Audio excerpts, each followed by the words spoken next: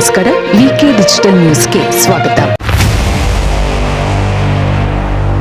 ಎಲ್ಲ ವೀಕ್ಷಕರಿಗೆ ನಮಸ್ಕಾರ. ವಿಕೆ ಡಿಜಿಟಲ್ ನ್ಯೂಸ್ಗೆ ಸ್ವಾಗತ. ನಾನು ಸಂಧ್ಯಾ. ಭಾರತದ ಪ್ರಧಾನಿಯಾಗಿ ದೀರ್ಘಕಾಲ ಆಡಳಿತ.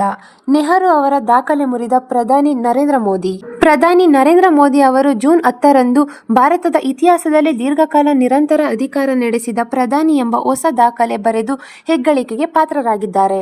ಈ ಮೂಲಕ ಮಾಜಿ ಪ್ರಧಾನಿ ಜವಾಹರಲಾಲ್ ನೆಹರು ಅವರ 4,398 ದಿನಗಳ ದಾಖಲೆಯನ್ನ ಮುರಿದು 4,399 ದಿನಗಳ ನಿರಂತರ ಸೇವೆಯ ಮೈಲುಗಲ್ಲು ತಲುಪಿರುವುದು ಹೆಮ್ಮೆಯ ಸಂಗತಿ.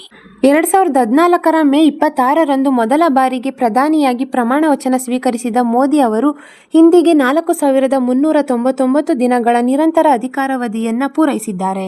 ಇದರೊಂದಿಗೆ ಅವರು ಭಾರತದ ಪ್ರಜಾಪ್ರಭುತ್ವದ ಇತಿಹಾಸದಲ್ಲಿ ಅತ್ಯಂತ ದೀರ್ಘಕಾಲ ಸೇವೆ ಸಲ್ಲಿಸಿದ ಪ್ರಧಾನಿ ಎಂಬ ಹೆಗ್ಗಳಿಕೆಗೆ ನರೇಂದ್ರ ಮೋದಿ ಪಾತ್ರರಾಗಿದ್ದಾರೆ. ನೆಹರು ಅವರು 1952ರ ಮೇ 13ರಂದು ಪ್ರಧಾನಿಯಾಗಿ ಪ್ರಮಾಣ ವಚನ ಸ್ವೀಕರಿಸಿ 1964ರ ಮೇ 27ರವರೆಗೆ ಒಟ್ಟು 4,398 ದಿನಗಳ ಕಾಲ ನಿರಂತರವಾಗಿ ಸೇವೆ ಸಲ್ಲಿಸಿದ್ದರು. 64 ವರ್ಷಗಳಿಂದಲೂ ಈ ದಾಖಲೆಯು ಅಚ್ಚಳಿಯದೆ ಉಳಿದಿತ್ತು. ಮೋದಿ ನೇತೃತ್ವದ ಸರ್ಕಾರಕ್ಕೆ 12 ವರ್ಷ ತುಂಬಿದ ಹಿನ್ನೆಲೆ ಬಿಜೆಪಿ ದೇಶಾದ್ಯಂತ ಸಹೋದರತ್ವ ಕಾರ್ಯಕ್ರಮ ಹಮ್ಮಿಕೊಂಡಿದ್ದು, ಜೂನ್ 21ರವರೆಗೂ ಕೇಂದ್ರ ಸರ್ಕಾರದ ಯೋಜನೆಗಳು, ಸಾಧನೆಗಳ ಬಗ್ಗೆ ಜಾಗೃತಿ ಮೂಡಿಸಲು ಮುಂದಾಗಿದೆ. ಎಲ್ಲ ರಾಜ್ಯಗಳು ಹಾಗೂ ಜಿಲ್ಲೆ, ತಾಲೂಕುಗಳಲ್ಲೂ ಸುದ್ದಿಗೋಷ್ಠಿ ನಡೆಸಲು ಸೂಚಿಸಲಾಗಿದೆ ಎಂದು ತಿಳಿದು ಬಂದಿದೆ.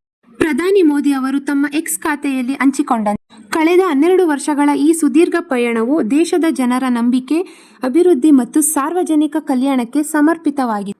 140 ಕೋಟಿ ಭಾರತೀಯರ ಆಶೀರ್ವಾದದೊಂದಿಗೆ ನಾವು ಮಹಿಳೆಯರು ಹಾಗೂ ರೈತ ಬಾಂಧವರ ಸಬಲೀಕರಣಕ್ಕಾಗಿ ಶ್ರಮಿಸಿದ್ದೆ.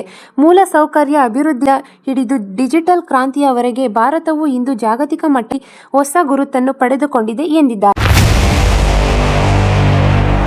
ಇದು ಈವರೆಗಿನ ಸುದ್ದಿಗಳು. ಮತ್ತಷ್ಟು ಸುದ್ದಿಗಳಿಗಾಗಿ ನೋಡ್ತಾ ಇರಿ ವಿಕೆ ಡಿಜಿಟಲ್ ನ್ಯೂಸ್. ವೀಕ್ಷಕರೇ, ವಿಕೆ ಡಿಜಿಟಲ್ ನ್ಯೂಸ್ ಯೂಟ್ಯೂಬ್ ಚಾನಲ್ ಅನ್ನು ಲೈಕ್ ಮಾಡಿ, ಸಬ್ಸ್ಕ್ರೈಬ್ ಮಾಡಿ ಮತ್ತು ಹೆಚ್ಚಿನ ಜನರಿಗೆ ಶೇರ್ ಮಾಡಿ.